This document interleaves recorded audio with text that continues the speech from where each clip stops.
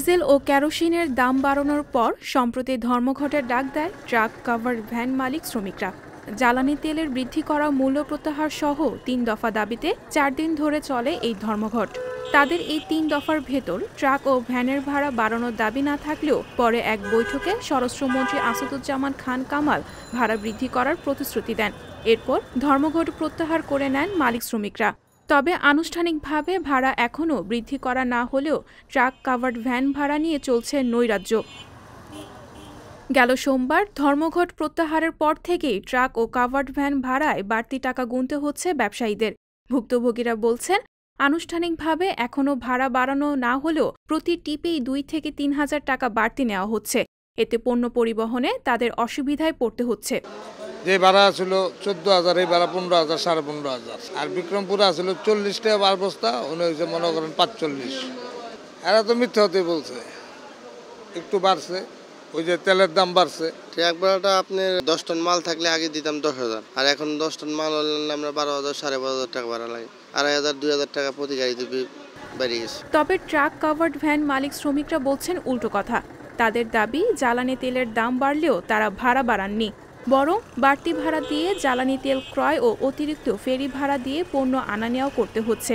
এতে প্রতি ট্রিপে লোকসান হচ্ছে তাদের। দাবি আমরা করছিলাম, দেখা গেল ওই যে বাস সমিতি, আমাদের প্রাইম মুভার, যে মালিক সমিতি, এরা সবাই স্থগিত করা হয়েছিল। তো পরে বাসের ভাড়া বাড়াই দিছে, লঞ্চ স্থগিত করছে, তাদের ভাড়া বাড়াই দিছে। তো আমাদের আশ্বাস দিছে তারা এখানে একটা বৈঠক করছে। ওই বৈঠকে আমরা আশ্বস্ত ছিলাম যে বৈঠকের ভিতরে আমাদের ভাড়া হয়তো কিছু বৃদ্ধি করবে বা আমাদের দাবি মানবে, তেলের দাম কমাবে।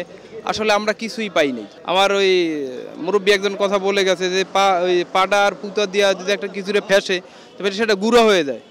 আই থিঙ্ক যখন এটা গুঁড়া হয়ে যাবে তো একসময় দেখা যাবে এটা উড়ে যাবে, বাতাস আসলে উড়ে যাবে। আর আমাদের ব্যবসাটা এরকম হয়েছে যে আমরা মালিক যে টিকে থাকতে পারবো না।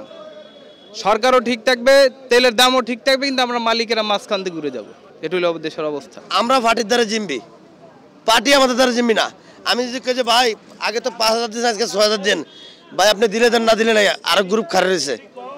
তাৎক্ষণিক বাধ্য হলো আমরা পার্টির কাছে ধরা, পার্টি যেটা করবো হেডি যত আমার চলতে হবো।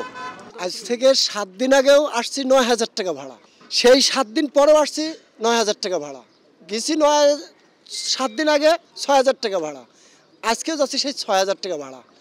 তেল বাড়তে আমার ১৪০০ টাকা, আমার আপ ডাউন, আমার চুয়াডাঙ্গা জেলা আপ ডাউন করে ১৪০০ টাকা ভাড়া বাড়বে এখানে, সেখানে আরও কম।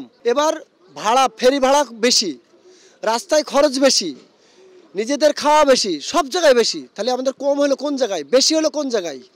কমও নাই, বেশিও নাই, সেই আগে যেটা আছে সেটাই। ট্রাক কাভার্ড ভ্যান মালিক সমিতির সভাপতি বলছেন, লোকসানে ট্রাক চালানো সম্ভব না, তাই আনুষ্ঠানিকভাবে ভাড়া না বাড়ালেও খরচ উঠাতে তারা বাধ্য হচ্ছে বেশি ভাড়া আদায় করতে।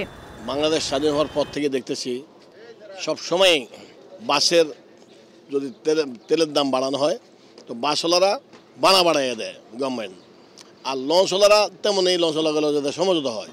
কিন্তু আমরা হইলাম যারা পণ্য পরিবহন, এরা হইলাম কি ওই যে মালিক করতে জন্য আমরা টিপে বাড়াই নিতে হয়। যেমন যারা কন্ট্রাক্টারি করে তারা বাড়াই নেয়, যারা কেরিং কন্ট্রাক্টারি করে, গার্মেন্টস করে, এমনি বাড়াই নেয় আর কি। তবে আমাদের এই সমঝোতাটা কেউ করতে পারে না, সরকার, বিগত সরকার কেউ করতে পারে না। একবার করছিল মাইলিজ, তো মাইলিজ করার পরে এটা কিন্তু থাকে নাই। কিন্তু ইতিমধ্যে আমাদের সাথে স্বরাষ্ট্রমন্ত্রীর সাথে আমাদের একটা বৈঠক হয়েছিল সচিবালয়, সেখানে আমাদের 30% বাড়াই দেওয়ার জন্য বলছেন সকল ফ্যাক্টরিওয়ালা করে। এতে ছিলেন বিজিএমের সভাপতি, বিকেএমের সভাপতি, এগুলো কথা বলছে। তবে আমরা আসলেই সব মিলেই এই যে তেলের দামগুলো বাড়ানো মিলে কিন্তু আসলেই আমরা কিন্তু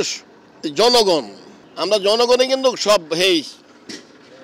ওই যে বাড়তির মিন্দে দেওয়া পড়ছি আমরা জনগণ। যেমন আমরা তেল, নুন, লবণ সব কিছু আমরা গাড়িতে আনি, তো গাড়িতে আমরা ভাড়া বাড়তি না হলে তো আমরা আনতে পারি না।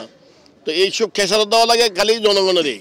গেল ৩ নভেম্বর হঠাৎ করেই ডিজেল ও কেরোসিনের দাম প্রতি লিটারে ১৫ টাকা বৃদ্ধি করে বিদ্যুৎ, জ্বালানি ও খনিজ সম্পদ মন্ত্রণালয়। এই ঘোষণার একদিন পরেই ভাড়া বাড়ে ট্রাক কাভার্ড ভ্যানের। দ্রব্যমূল্যের এই ঊর্ধ্বগতিতে জ্বালানি তেলের দাম বৃদ্ধি ও ট্রাক ভাড়া বাড়ায় বরাবরের মতো জনগণই ভোগান্তিতে পড়ছে বলে মনে করছেন সাধারণ মানুষ। সংবাদ প্রকাশ, ঢাকা।